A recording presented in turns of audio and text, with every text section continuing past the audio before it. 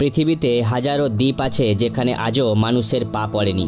আবার কিছু দ্বীপ আছে যেখানে হাজার হাজার বছর আগে মানুষ বসবাস করত, কিন্তু আজ তা মানুষ বসবাসের অযোগ্য। এরকমই এক পরিত্যক্ত দ্বীপ হলো ইস্টার দ্বীপ, যেখানে হাজার হাজার বছর আগে পৃথিবীর সবচেয়ে উন্নত মানুষের বসবাস ছিল, এবং যারা এই দ্বীপকে রক্ষা করার জন্য বানাতো বিশাল বিশাল মূর্তি, যার এক একটির উচ্চতা এখনকার যুগের 10 তলা বাড়ির সমান।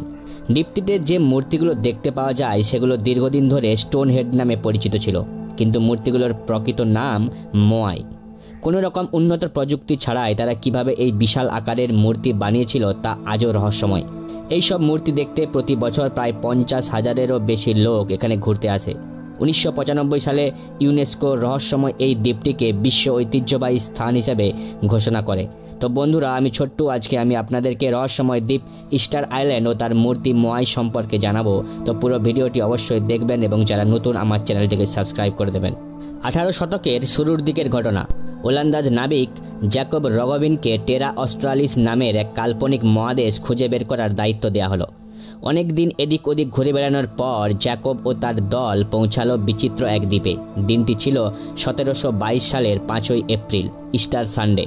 সেখান থেকেই দ্বীপটির নামকরণ করা হয় ইস্টার আইল্যান্ড।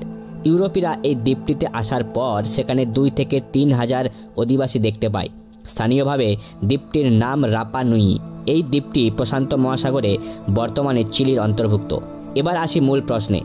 দ্বীপটিতে যে মূর্তিগুলো দেখতে পাওয়া যায় সেগুলো দীর্ঘদিন ধরে স্টোন হেড নামে পরিচিত ছিল, কিন্তু মূর্তিগুলোর প্রকৃত নাম মোয়াই।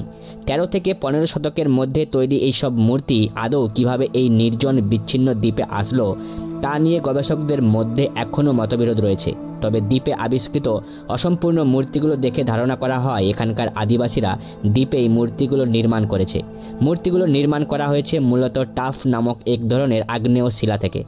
প্রথম দিকে ধারণা করা হতো বিশালাকার এই মূর্তিগুলো শুধুমাত্র ঘাড় থেকে মাথা পর্যন্ত তৈরি করা হয়েছে, কিন্তু পরবর্তীতে 2012 সালে মাটি খনন করে দেখা যায় এগুলোর সম্পূর্ণ শরীরই বিদ্যমান। কালক্রমে এই মূর্তিগুলো মাটি দিয়ে ঢেকে গিয়েছিল। রাপা নুইয়াররা মনে করত পৃথিবীতে তারাই একমাত্র মানুষ। তারা তাদের পূর্বপুরুষদের স্মরণে মূর্তিগুলো তৈরি করেছিল।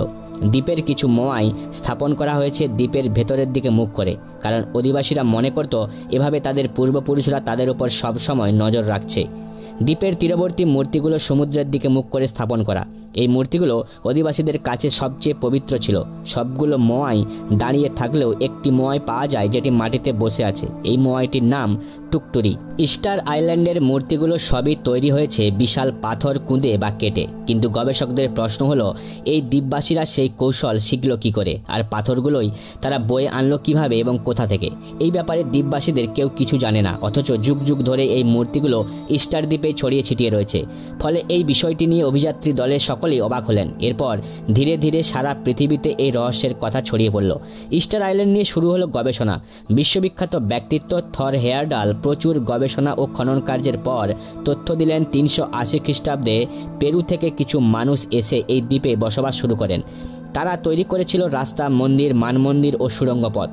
1280 খ্রিস্টাব্দে পেরু থেকেই অন্যান্য লোকজন এসে দ্বীপটি দখল করে নেন এবং ধারণা করা হয় তারাই এই মূর্তিগুলো গড়েন।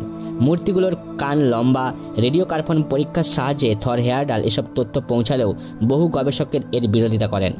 হাজারেরও বেশি মূর্তি এ যাবৎ আবিষ্কৃত হয়েছে। তাছাড়া আরও আছে পাথরে তৈরি 87টি মস্তক। এগুলোর মধ্যে সবচেয়ে বড় মস্তকটির উচ্চতা 32 ফুট ও ওজন 90 টন।